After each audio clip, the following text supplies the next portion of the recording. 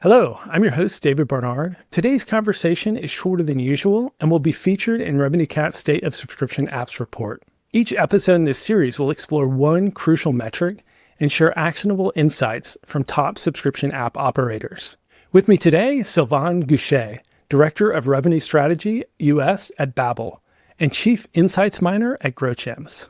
On the podcast, I talk with Sylvain about top strategies for paywall optimization, the danger of over-optimizing, and why the screen before your paywall might actually matter more than your paywall. Hey, Sylvain, thanks so much for joining me on the podcast today. Hey, David, excited to be here. I got some good stuff for you. Looking forward to dive in. All right, you've been mining gems all year, and I wanted to talk through some of the best paywall-related gems you've mined this year. For those who don't know Sylvain, he runs something called Growth Gems, where he watches all the industry videos and listens to podcasts and then shares the top tips, mines the gems from those. So let's kick it off. What's your top gem for 2024 on paywalls? It's actually kind of framing the discussion kind of gem. It's actually on everything leading to the paywall, because I'd be remiss if I don't talk about that at all.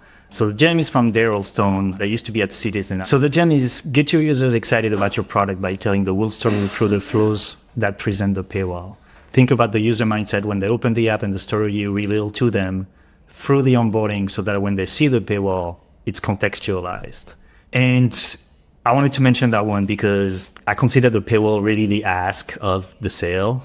And if you don't frame anything before, you can try and optimize it and you might get some wins, but you're missing out. So I think that story, especially focusing on the very beginning and kind of your hook in the onboarding and kind of the pick and roll of handing strong before the paywall, is what will make the paywalls successful, or a big part of it. Any examples of apps that you think do an incredible job leading up to the paywall? Yeah, Rise Sleep is one that is often mentioned. I particularly like the hook and kind of the story they tell at the beginning.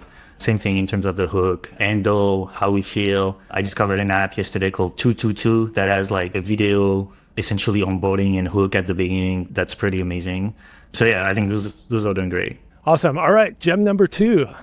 Gem number 2, it's about loss aversion as part of the onboarding. Have onboarding questions, then a generic paywall, then more questions related to specific premium features, or even have users set up those premium features.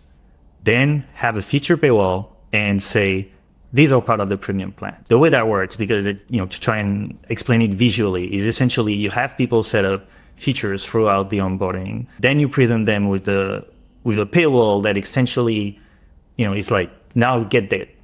And if they don't get it, you explain to them everything they're going to lose. And they're going to essentially lose everything they set up. So there's some sunk cost fallacy. And the idea is that they project themselves during onboarding. You show that after they reject the initial paywall, and it's that loss aversion that pushes them to convert. Yeah, that's a great one. All right, next gem. There are multiple things you should test displaying during the paywall experience: a list of features, an explanation of how the free trial works, social proof, a comparison of basic versus pro plan. This can be done for a long scrollable screen or multi-screen paywall. And this is from Ekaterina, who is at Mimo, and she was mentioning that at Mimo, the multi-screen option led to a 60% increase in the trial opt-in rate. And I've been seeing those multi-screen paywalls more and more, especially for free trial, where instead of showing the Blinkist timeline, they actually break it down in multiple screens to tell you what's going to happen in 2 days, what's going to happen in 5 days, etc. But it can work also for, if you don't have a free trial. And essentially what I like about it, I guess, it blurs the line between what's onboarding and what's a paywall. It's like, if you have a screen before the paywall, is that part of the onboarding? Is that part of the paywall? But it gives you that possibility to show benefits, explain better the actual transactional aspect, and have kind of some last minute pitch or recap to push people over the edge. Yeah, that's such a great one as well. I would guess that part of why this works, and this is just maybe a truism that you should use throughout your entire onboarding even, is that people don't read. So if you have a lot to say, a long paywall can work, especially for a hard paywall, because then people maybe will take the time to scroll if you have a hard paywall and they don't have an option but to read. But if you don't have a hard paywall, especially, and it's a freemium product, and you have a lot you want to communicating it in smaller chunks that are easier to digest in multiple steps is a great way to take the things that you would think should be on the paywall, but can actually be kind of one at a time stepped through in a way that, and you were saying this earlier, is with the first gem from Daryl about what's leading up to the paywall, is that this is like the perfect example of like really controlling those last few steps before the paywall with like really strong messaging. And again, messaging that you maybe think should be on the paywall, but by putting it in individual pages, it can just be so much more impactful. And the choice between long paywall and multi-screen, I mean, that's something you want to test, but I agree. If you have a long paywall, you're typically going to get only the real explorers scrolling down, and dividing it into pieces is usually helpful to get people to really see it. Also, an often made mistake is, your plans are not above the fold if you have a long paywall because you decided to put too much stuff on it, and then you miss out. This is actually fairly easy to test. So if you currently have a long paywall, take that paywall, break it up into 3 or 4 pages, and experiment with a multi-stage paywall, because you might be surprised just how well that performs compared to the long paywall. 100%. All right, next gem. Next gem is from Thomas Petit, favorite growth consultant. It's the conversion behavior of users during onboarding and post-onboarding is different. So you probably want a different paywall for the two. When you A/B test your paywall, separate the analysis between the onboarding paywall and the post-onboarding paywalls.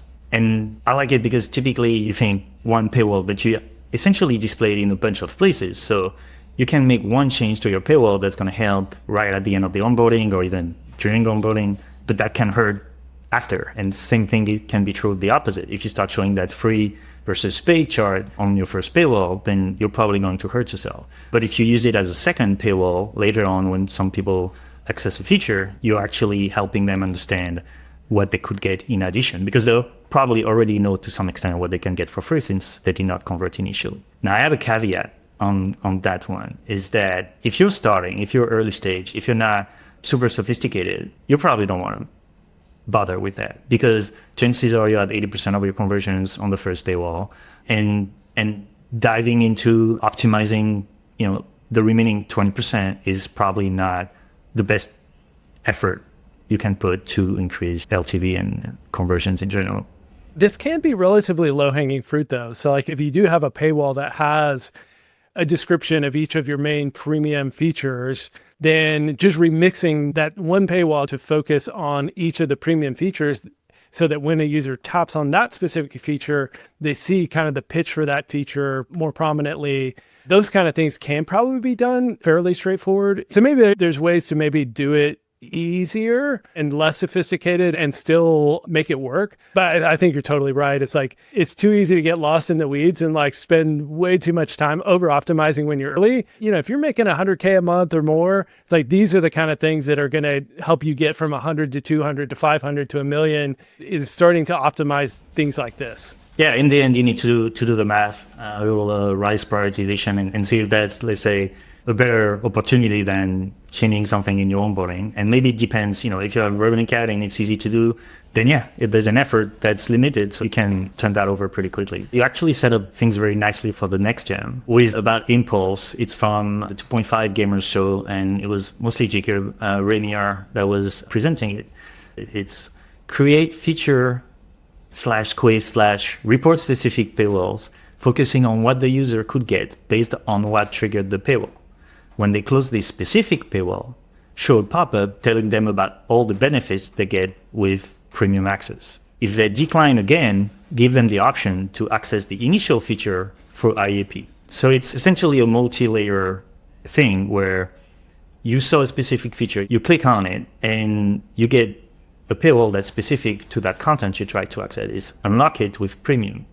But if you don't unlock it, you reiterate everything else you can get with premium. So you have essentially a second paywall that says, here's everything else you can get with premium. And if they close it, then you have an IAP in app purchase to give them access just to that one feature or piece of content. And so you piece it like that to hopefully increase conversion and target people, alongside the demand curve. Yeah, I really like this one. And at App Growth Annual, and we weren't able to share the recording, but at App Growth Annual, an employee from Google, Tammy, was sharing how much Google is seeing apps that use hybrid monetization have been really succeeding. And I think this is something folks who are focused on iOS can actually learn from Android, and it might be just as impactful, if not more, on iOS. And that's this idea of hybrid monetization. Is like, if somebody is willing to pay for something, but they're not quite ready to pay for the whole experience and subscribe and have recurring payments, some people are just not wanting to subscribe. They have so many subscriptions. Even when you have a ton of subscriptions, if you find it valuable, you're going to pay, but then they might be enticed by these single in-app purchases. So again, probably not something early stage that you want to get too sophisticated with, to your point earlier, but it can be a powerful unlock to get them to pay, experience the value, and then want more.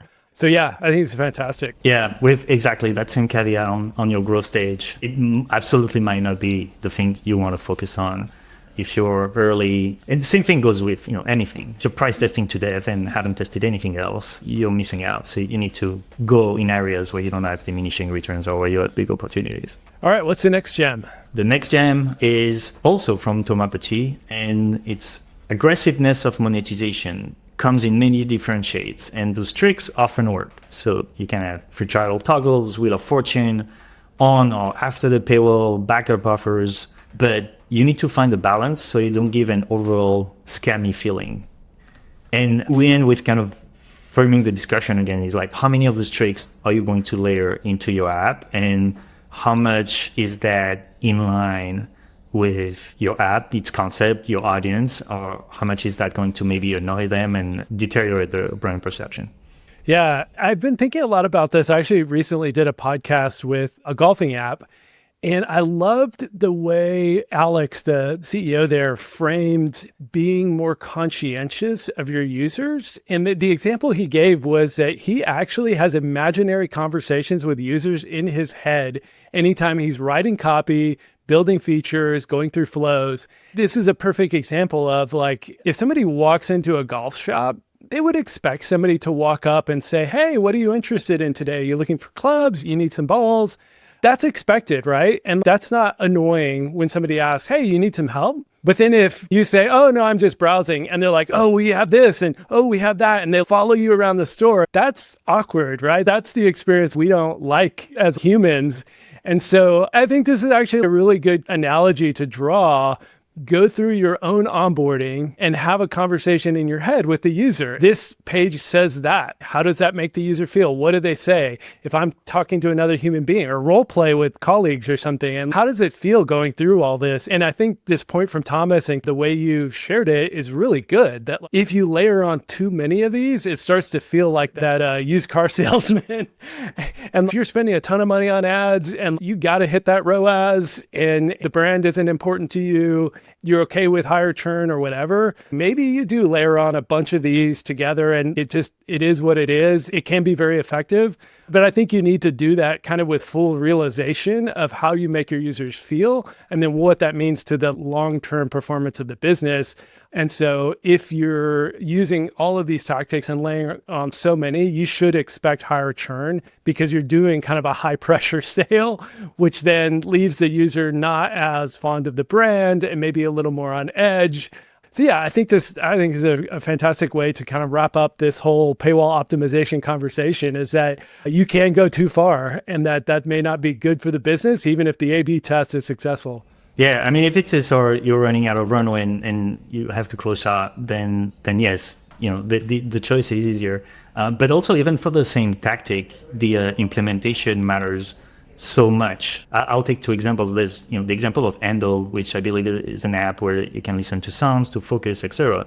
And the way that they gamify their offer is you choose. I think you try to find in which tree there's an apple, or you choose one of the trees with an apple, and like it gives you a discount. And like I don't really see the connection, and I was a little confused, and I was not expecting that in that app. But you take Calm's implementation of kind of the daily gift. The way they did it, you have a meditation bowl, and you have to go with your finger around the bowl, and that kind of triggers, the spinning the wheel motion. But there's no wheel. It's just a ball, and it's very much in line with the concept of meditating. So it's a much softer implementation than, let's say, a spin the wheel gamified offer. Awesome. Well, Sylvain, this has been so much fun chatting through these gems. Anything you wanted to share as we wrapped up? No, I mean, go visit Growth Gems on Substack, subscribe to the newsletter. I have awesome content coming up. I think it's going to become a must read for anybody in subscription apps. So go check it out. Awesome. Thanks so much for joining me today. Have a good one. Thanks so much for listening. If you have a minute, please leave a review in your favorite podcast player. You can also stop by chat.subclub.com to join our private community.